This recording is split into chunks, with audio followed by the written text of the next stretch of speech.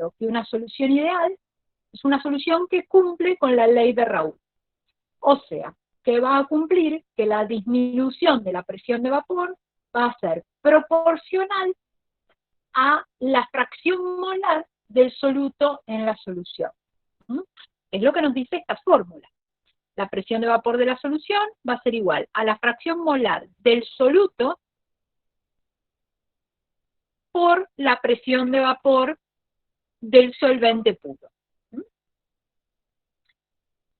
Y en general, cuando estemos hablando de propiedades coligativas, vamos a estar hablando de soluciones ideales, ¿sí? Si bien podemos definir, y de hecho hemos descrito desviaciones a la ley de Raoult, como por ejemplo lo que pasa con solutos volátiles, ¿sí?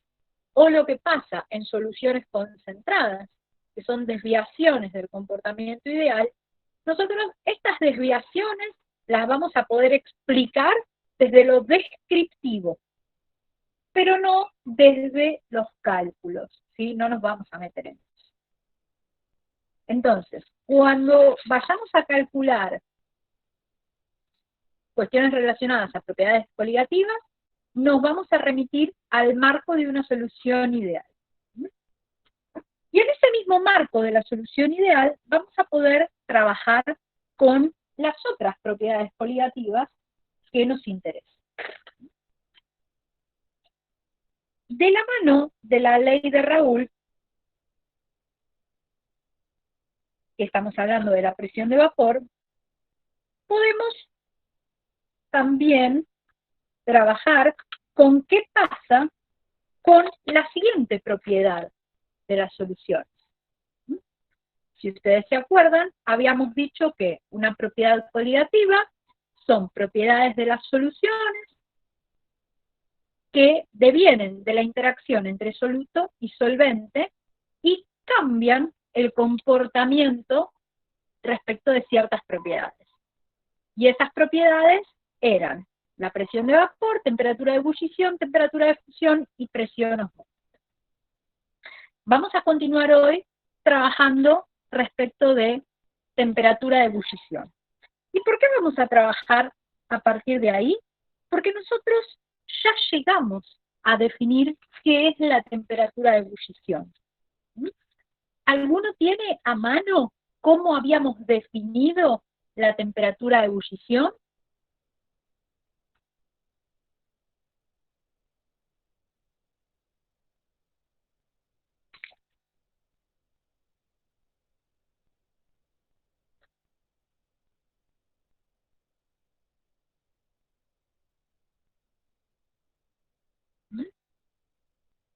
Lo tienen que tener en los apuntes de la clase pasada, no de la anterior.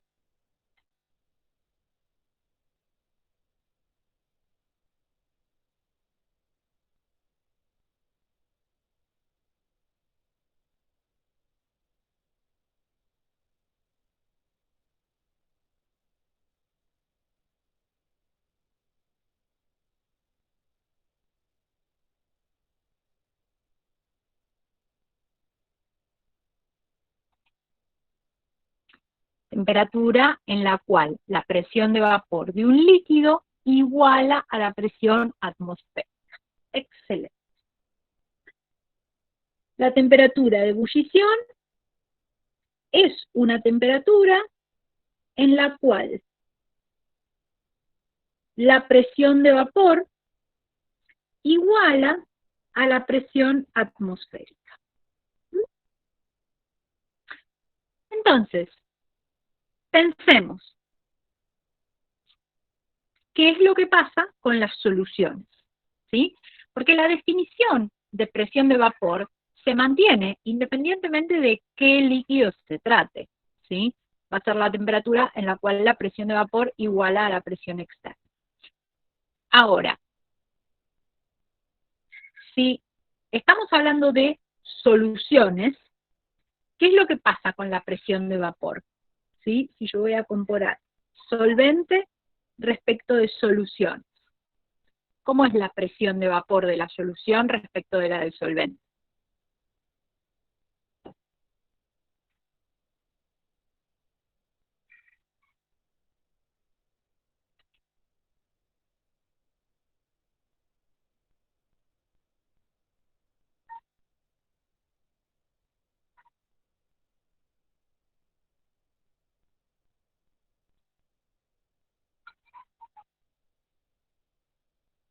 Vamos, chicos.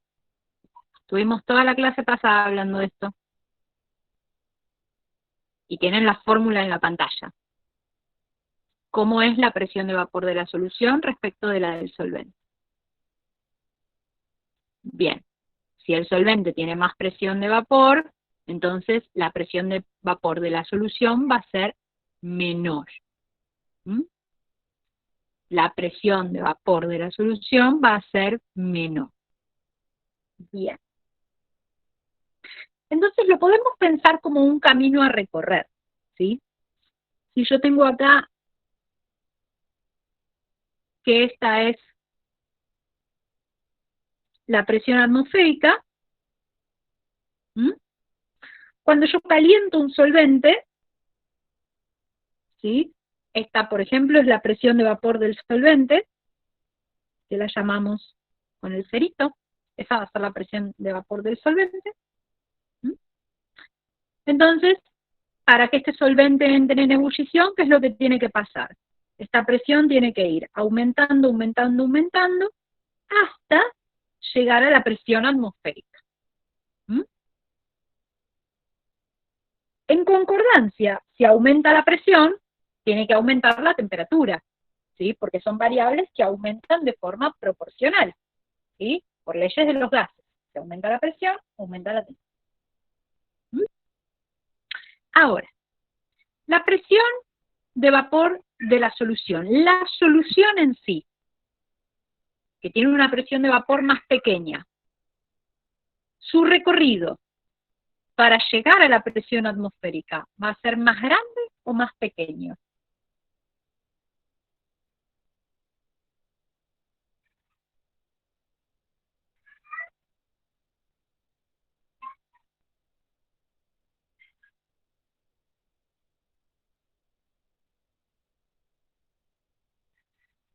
El recorrido va a ser más grande. ¿Mm? ¿Y por qué el recorrido va a ser más grande? Porque la presión de vapor de la solución es más chiquita. ¿Mm? Entonces, la presión de vapor de la solución, como es más pequeña, va a tener que hacer un recorrido más largo, ¿mm? Para llegar a la presión atmosférica. Cuando la presión de vapor del solvente iguala a la presión atmosférica, entra en ebullición. Esta va a ser la temperatura de ebullición del solvente. Cuando la solución, su presión de vapor iguala a la presión de vapor, a la presión atmosférica, perdón, entra en ebullición. Esta va a ser la temperatura de ebullición de la solución. ¿Cuál de las dos temperaturas es más grande?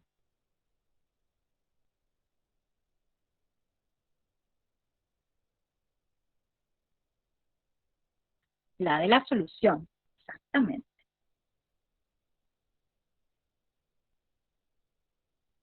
Bien. ¿Se entiende el por qué respecto de esto?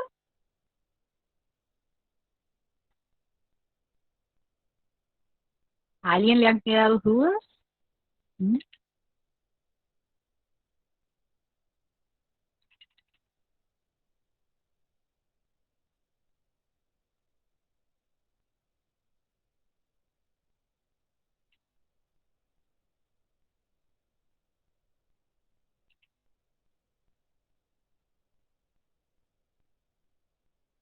¿Ninguno?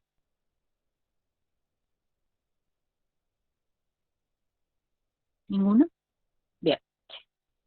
Esto mismo, en lugar de explicarlo desde el punto de vista formal, desde las definiciones, ¿sí? Esta es la explicación desde el punto de vista de la definición. Esto mismo yo lo puedo explicar desde el punto de vista descriptivo. ¿Mm? Cuando estamos hablando del punto de vista descriptivo, estamos hablando del punto de vista cinético-molecular. ¿Mm? O sea que estamos hablando de qué es lo que pasa en comparación entre un solvente y una solución. ¿Mm? Si yo tengo acá mis moléculas de solvente, que están en la superficie del líquido, estas moléculas tienen la capacidad de pasar a la fase gaseosa. ¿Mm? No van a estar solas, voy a tener otras moléculas de solvente, y en el caso de la solución, no solo voy a tener el solvente, sino que también voy a tener el soluto, dando vueltas. ¿Mm? Para que ocurra este proceso, ¿qué fuerzas de atracción debe vencer esta molécula de solvente?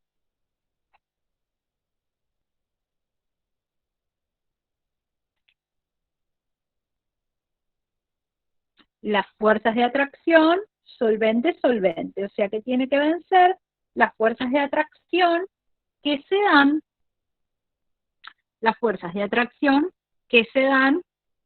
por interacción con otras moléculas de solvente. ¿Mm?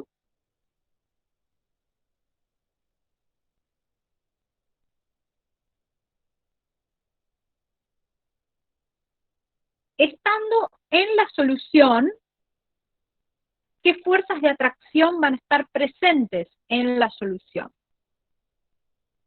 Las fuerzas solvente-solvente, por ejemplo esa, y la fuerza soluto-solvente, por ejemplo esta. ¿Mm?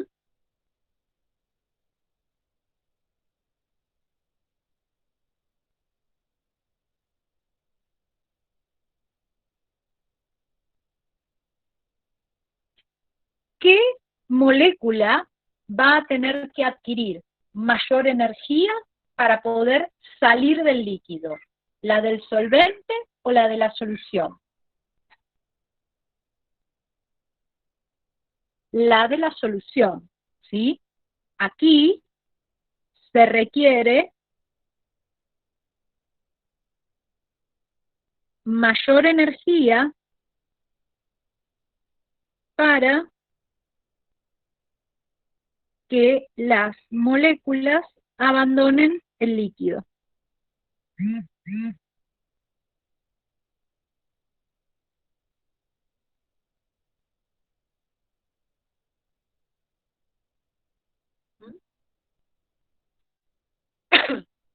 Y esa mayor energía, a nivel físico-químico del proceso que está ocurriendo, se relaciona de forma directa con la temperatura. Si nosotros decimos que se requiere mayor energía, significa que la temperatura debe ser mayor.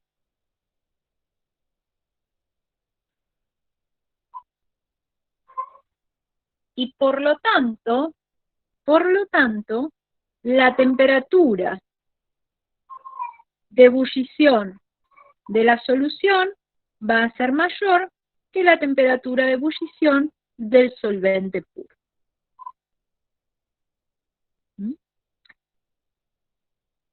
Para poder explicar propiedades coligativas, tenemos que adueñarnos de ambas formas, de ambos marcos teóricos para explicar el punto de vista descriptivo de qué es lo que pasa a nivel cinético molecular y el punto de vista formal de las definiciones. ¿Mm? En ambos casos llegamos al mismo resultado, lo cual es coherente, ¿sí? Porque las propiedades coligativas no cambian en función del marco teórico que utilizamos para explicar. ¿Mm? Ahora, esta explicación, al igual que pasaba con la presión de vapor, tiene un nombre en particular. El fenómeno asociado se denomina ascenso ebulloscópico.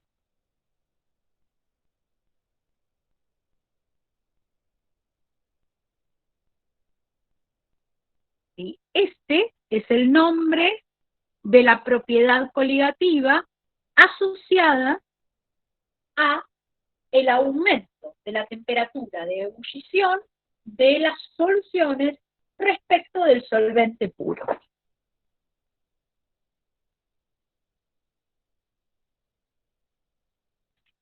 Y a nivel matemático, a nivel matemático, lo podemos relacionar con una fórmula que es variación de temperatura ebulloscópica igual a factor de Van Hoff por constante ebulloscópica por molalidad. Las propiedades coligativas se trabajan en molaridades, en fracciones molares. Cada propiedad coligativa va a tener su propia forma de expresar la concentración.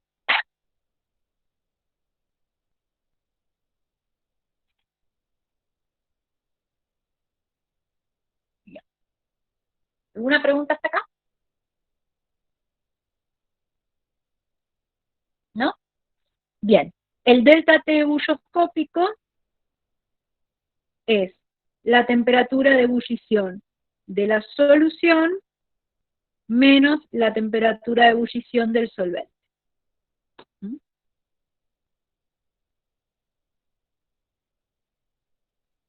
Y antes de continuar con la siguiente propiedad coligativa, vamos a describir qué es el factor de Van Hoff.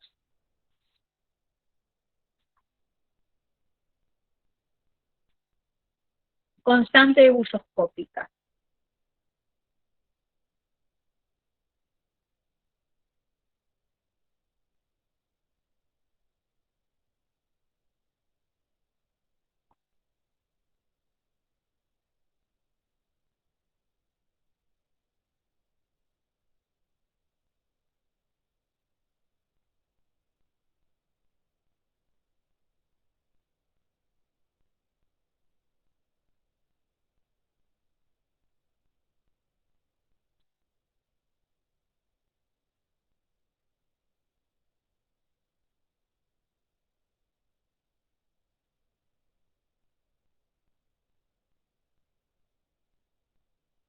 Bien, el factor de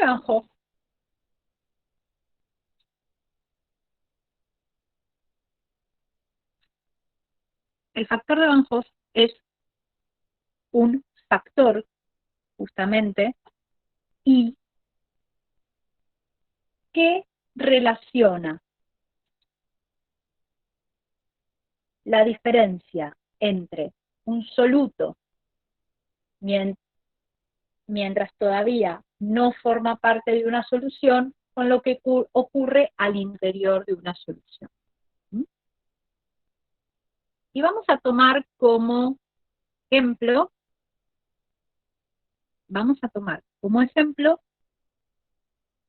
el hidróxido de sodio, que ya lo conocemos y que lo hemos estudiado respecto de qué es lo que pasa con su disolución. ¿Mm? El hidróxido de sodio, cuando está en agua, no permanece como hidróxido de sodio, sino que ¿qué le pasa?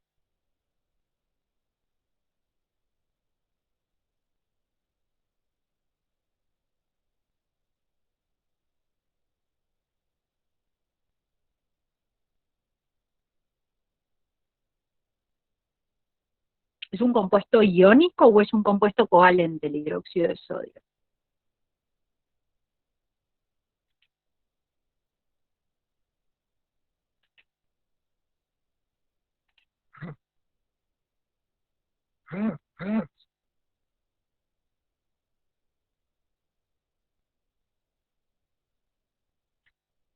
Chicos, ¿están ahí o se fueron?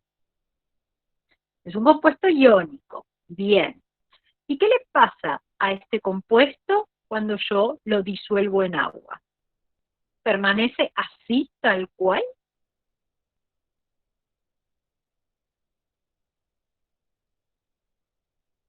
No, ¿qué le pasa?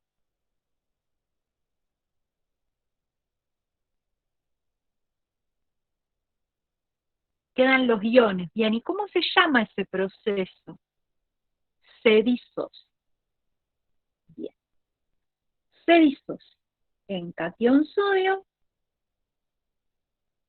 y anión oxidrilo. ¿Mm? Entonces, a partir de 1 mol de hidróxido de sodio se genera 1 mol de cationes y 1 mol de aniones. Y yo les pregunto,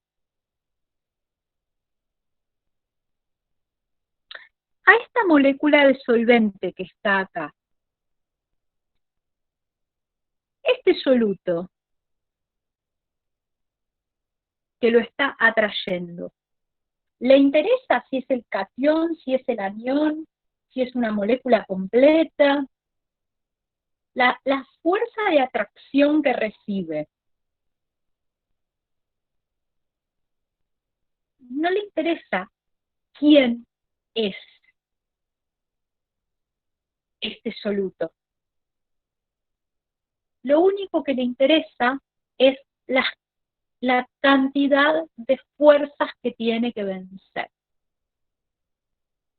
El factor de Van Hoff es un factor de corrección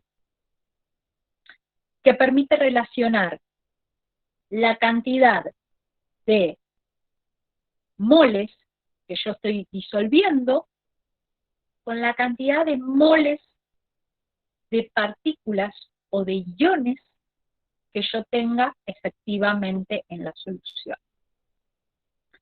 Por eso es que lo incorporamos en las fórmulas. ¿Sí? Lo incorporamos en las fórmulas porque para medir el ascenso ebullioscópico, ¿sí?, el efecto que tenga el soluto en la solución, en esas interacciones soluto-solvente, va a depender de la cantidad de iones que haya disueltos. Entonces, si yo, por ejemplo, disuelvo 1 mol de hidróxido de sodio, ¿cuántos moles de iones voy a tener al interior de esa solución?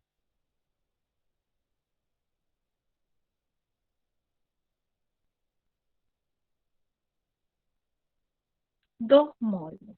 Muy bien. ¿Sí? Por cada mol de hidróxido de sodio se generan 2 moles de iones. Y por lo tanto, el factor de Van Hoff corrige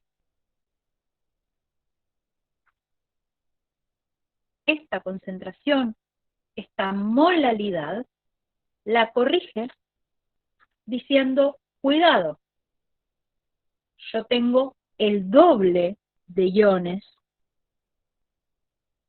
al interior de la solución. Es un factor de corrección que actúa sobre la definición de propiedad coligativa. Yo les empecé esta unidad diciendo que las propiedades coligativas están relacionadas con cómo interactúan los solutos con los solventes. Justamente es por ese motivo que tenemos que indicar cuántos solutos están. A las propiedades coligativas no le importan la identidad del o los solutos. Lo que importa es la cantidad. Y esto es lo que corrige el factor de Van Hoff. Cuando estuvimos conversando respecto de si la identidad del soluto molesta, yo acá hice una anotación que es que aplica el factor de Van Hoff. No importa quién sea mi soluto, lo que importa es la cantidad que tengo disuelto.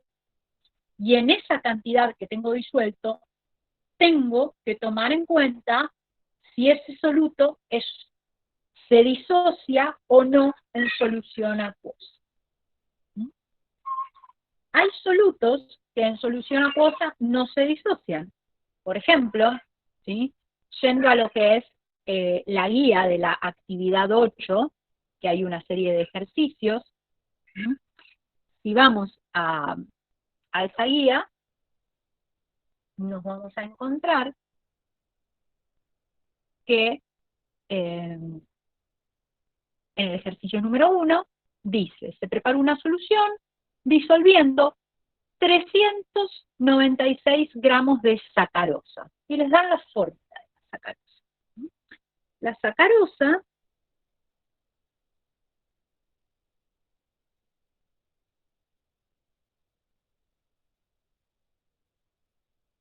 La sacarosa es un compuesto orgánico, ¿sí?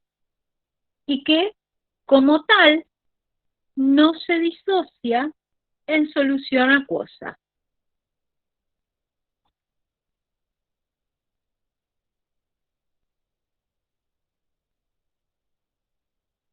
Y como no se disocia en solución acuosa, entonces su factor de Van Hoff va a ser 1. ¿Mm?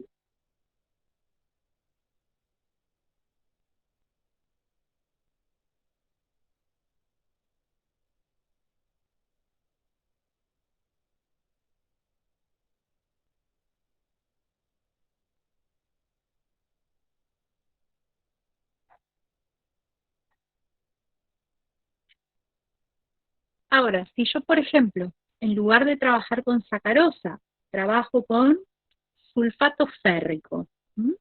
Pensemos sulfato férrico. Ese es el sulfato férrico.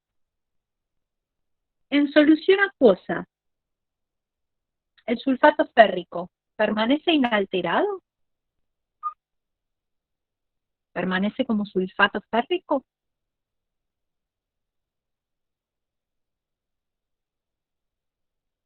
No, se disocia. ¿Y en qué se va a disociar?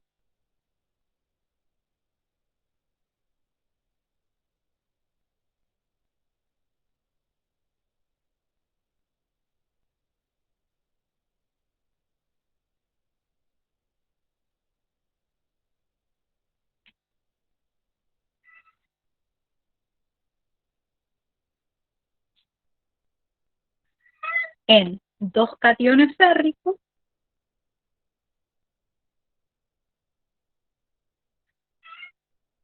y 3 sulfatos. Muy bien. ¿Cuál es el factor de Van Hoff?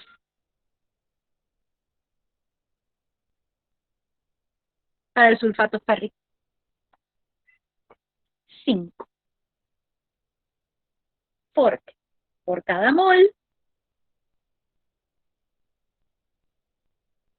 se generan 5 moles de iones. ¿Mm?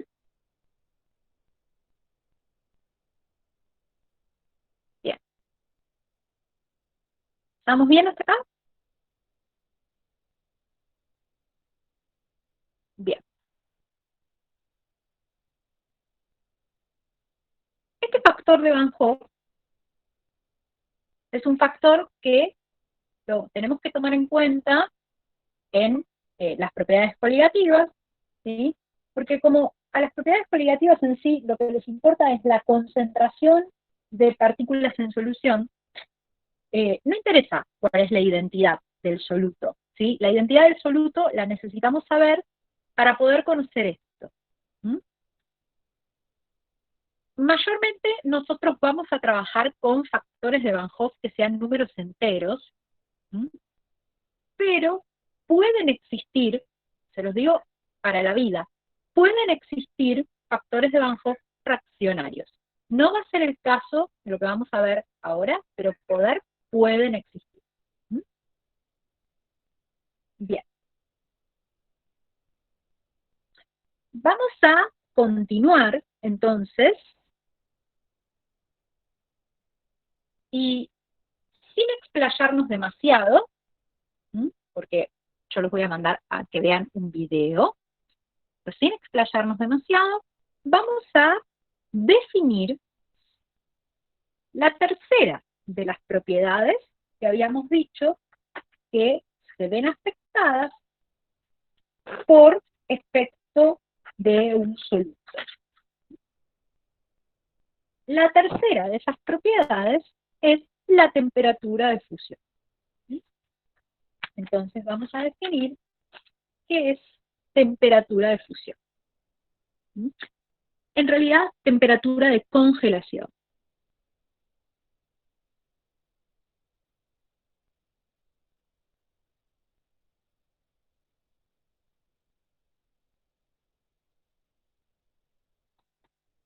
¿Y por qué digo temperatura de congelación? Porque si bien el número, temperatura de fusión y de congelación es lo mismo, el proceso involucrado no es el mismo. Y esencialmente el proceso que se estudia en el marco de propiedades coligativas es el pasaje de líquido a sólido. Y este pasaje está mediado por la congelación. ¿Cómo podemos explicar desde el punto de vista cinético-molecular qué es lo que ocurre en este pasaje? Con sus palabras, nada formal. ¿Sí?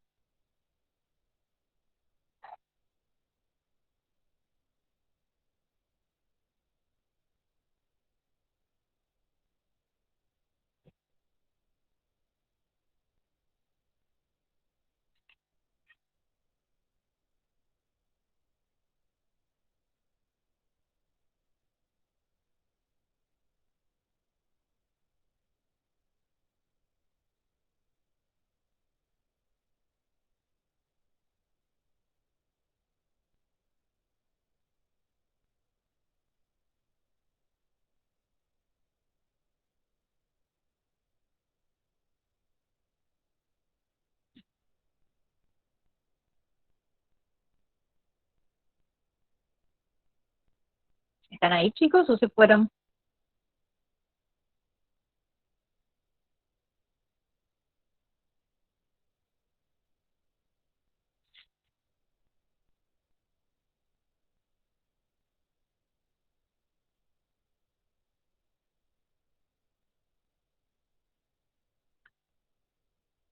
¿Qué pasa? Esa es la pregunta. ¿Qué pasa desde el punto de vista cinético-molecular en ese cambio de estado? ¿Qué pasa? Con las palabras de ustedes.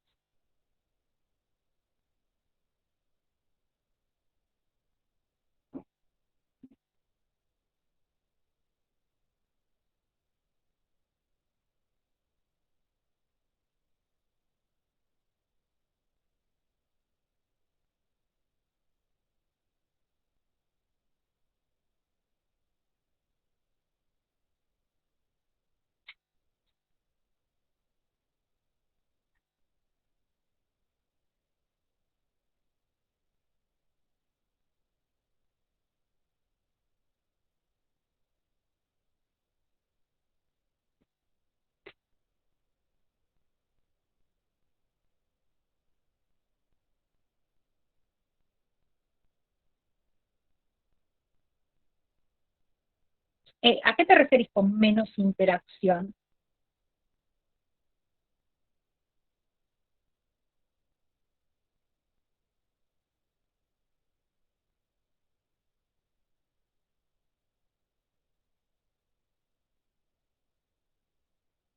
¿Ok? Sí, van a pasar a estar en estado sólido. ¿Y eso qué significa? Bien, no van a chocar tanto entre ellas. Bien.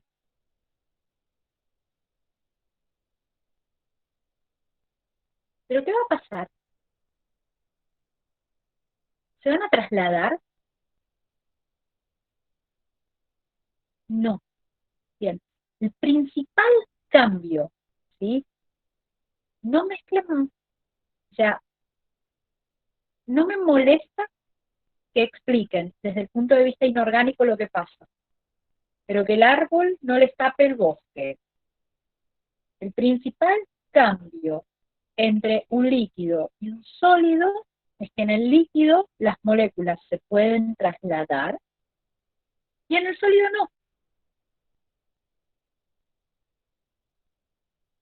¿Mm? ¿Sí? Lo que ocurre acá es que las moléculas pasan de un estado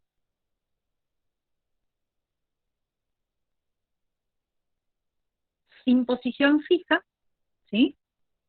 Pasan de un estado donde no hay posición fija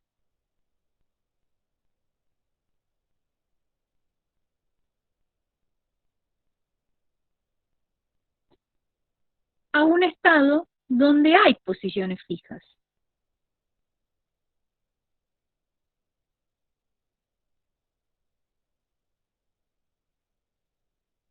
¿Mm? Esa es la principal diferencia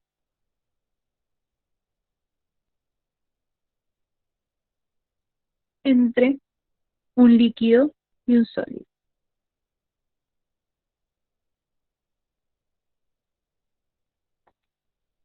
¿Sí? Por eso se los aclaré con las palabras de ustedes. ¿Mm? La principal diferencia entre un líquido y un sólido es que en un líquido no hay posiciones fijas y en un sólido sí hay posiciones. Para que un líquido pase a estado sólido, ¿qué tiene que pasar? Desde lo que ustedes saben, ¿eh? No quiero que intenten usar cosas explicadas hace media hora.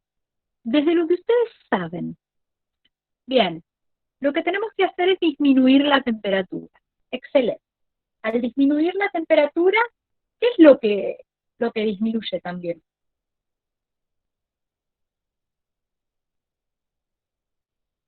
¿Mm? Disminuye la presión, sí. Igual acá no estamos hablando de gases, entonces mucho no nos estaría importando la presión. Pero cuando pasamos de un líquido al sólido, ¿sí? Pasamos de un líquido a un sólido, estamos diciendo que baja la temperatura, ¿sí? Y a nivel movimientos, ¿sí? ¿Qué es lo que pasa? ¿Las moléculas se mueven igual acá que acá? No, no. Hay menor movimiento molecular. Hay menor movimiento molecular.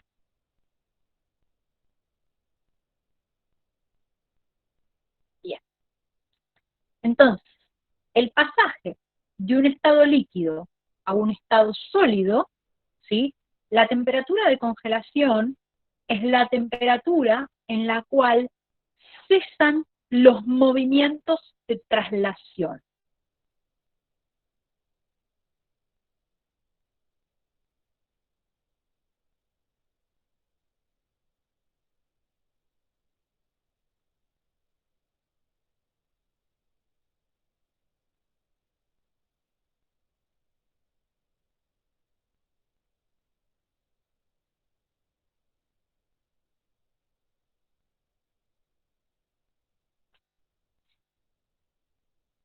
¿Sí? Eso es la temperatura de congelación. Es la temperatura en la cual ya no hay movimientos de traslación. Y las partículas se encuentran en posiciones fijas. Eso es la temperatura de congelación.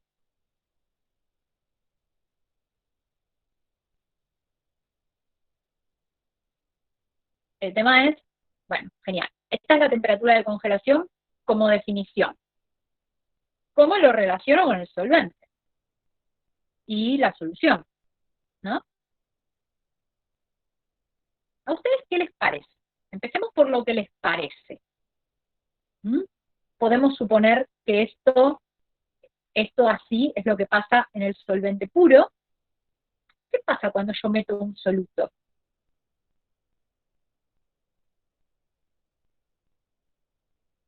Cuando yo meto un soluto acá adentro. ¿Qué va a pasar? ¿Mm? Voy a hacer el dibujo acá.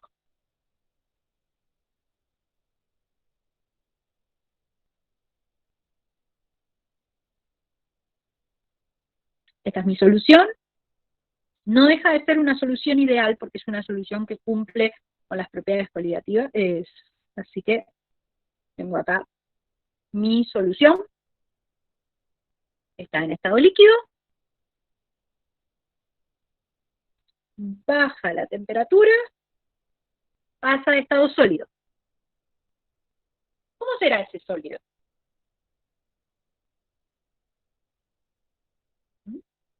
En principio, ¿va a ser igual al sólido anterior?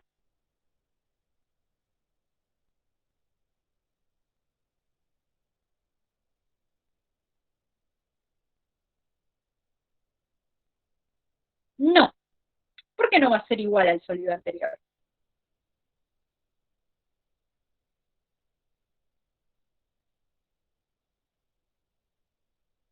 ¿Qué fuerzas va a haber?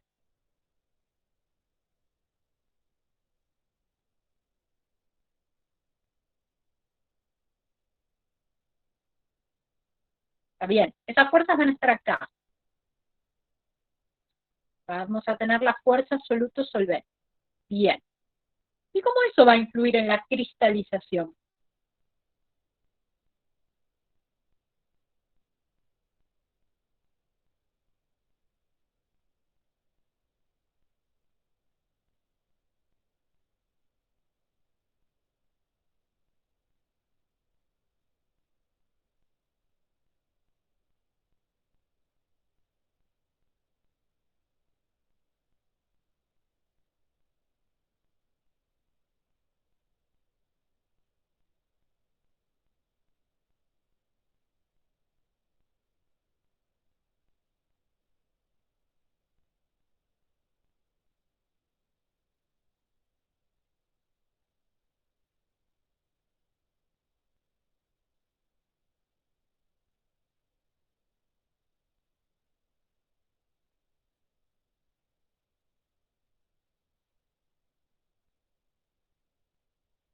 Bien, vamos a terminar acá.